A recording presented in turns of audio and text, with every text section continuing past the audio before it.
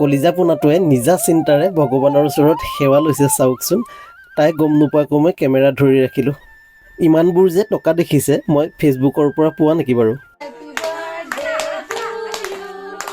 আজি এটি পুলি ৰুই ভিডিঅ'টো ষ্টাৰ্ট কৰিবলৈ বিচাৰিছোঁ আৰু পুলিটো ৰুব আমাৰ দেহ মনে। সিহঁতে প্ৰকৃতিক ভাল পাব লাগিব অথবা প্ৰকৃতি থাকিলেহে যে আমি জীৱ জন্তুবোৰ থাকিম বা প্ৰকৃতি যে ইমান বিনন্দীয়া তাৰ এক অনুভৱ কৰাটো। এইবোৰ যে দেখিছে বাৰ্থডেৰ আগদিনাৰ কথা। এয়া ফেচবুকৰ পৰা পোৱা টকা বুলি নাভাবিব দেই। দেহ মনে সাঁচি ৰখা এবছৰীয়া ধনহে। তাই 3টা বেংকত ৰাখিছিল, এটাত কইনছ আৰু আন 2টাত নোট ৰাখিছিল। এই যে তাই হাতেৰে পইচা জমা কৰিব দিছোঁ তাৰ অৰ্থ হ'ল যে তাই বুজি উঠক পইচাৰ মূল্য, পইচাৰ অপব্যৱহাৰ কৰিব নালাগে বা আমি কিয় সাঁচিব নালাগে। যেতিয়াই তাই পইচা জমা কৰে তেতিয়াই এইখিনি কথা কওঁ। তাইৰ সেই সৰু মগজুৰে যিখিনি বুজি পায় তথাপি ক'বলৈ চেষ্টা কৰোঁ। এইখিনি টকা তাইৰ কামত অহা কিবা এটা কৰিম, এতিয়াই কৈ নিদিওঁ যাতে তাইৰ প্ৰতিটো বছৰে এটা চিন হিচাপে ৰৈ যায়। এই পদক্ষেপটো ভাল হ'ব নে বেয়া হ'ব বন্ধুসকল আপোনালোকে ক'বচোন। এয়া চাওক, মাক আৰু জীয়েক লাগি গ'ল দুয়ো পইচা উলিওৱাত, আৰু মাজে মাজে মই অলপকৈ সহায় কৰি দিছিলোঁ। আৰু এইখিনি চাওক, পইচা যথেষ্টখিনি হৈছে আচলতে 1 বছৰৰ ভিতৰত।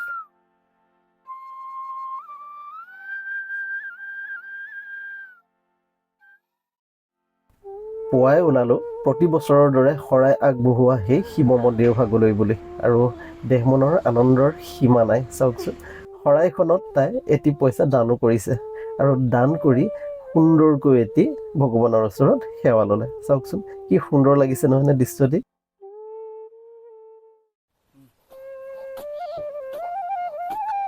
দেহ মনৰ আজি উপজা দিন। তাই আজি 3 বছৰ সম্পূৰ্ণ কৰিলে। 22/2/2022 তাইৰ জন্ম আছিল, আৰু তাইৰ জন্মৰ তাৰিখটো অতিকৈ ইউনিক হয়। আৰু যদি ওলোটাকৈ চায় তেন্তে 22/2/2022 পাব। এবাৰ চাবচোন, সেই সুন্দৰ দিনটোতে তাইৰ জন্ম হৈছিলে। ইয়াত এটা পুলি ৰোৱা হ'ব, একদম স্পেচিয়েল পুলি এটা, আৰু পুলিটো হ'ল এইটো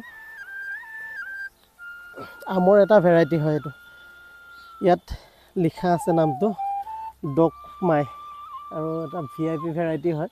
মই য'ৰ পৰা আনিছোঁ তেওঁ 3 বছৰৰ গেৰাণ্টি দিছে। 3 বছৰৰ ভিতৰত যদি আমটো নালাগে তেতিয়াহ'লে পইচাটো মোক ঘূৰাই দিব আৰু পুলিটো তেওঁ লৈ ল'ব। গতিকে দেখা যাওক, পুলিটো ৰোৱাৰ ৰিজনটো হ'ল দেহ মনৰ আজি 3য়টো জন্মদিন। আগবঢ়াই লৈছোঁ কামটো, যদি আহে তহিলং হৈ যাব। সেইকাৰণে মই অকণমান কামখিনি আগবঢ়াই পেলাই ছোৱালীক মাতিম আৰু তাই ধুনীয়াকৈ ৰুই দিব। এই পুলিটো ৰুব আমাৰ দেহ মনে, আৰু লগত বাইক আছে কুঁৱলী, দুইজনীয়ে ৰুব।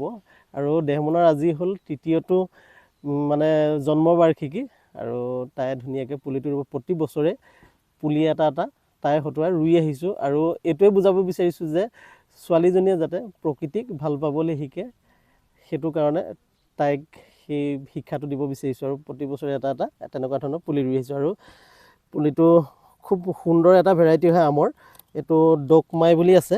3 বছৰৰ ভিতৰত ই পুলি ফল দিব। পলিথিনটো টানি দিয়া, বাছ ধৰা, এতিয়া ধৰা ধৰা।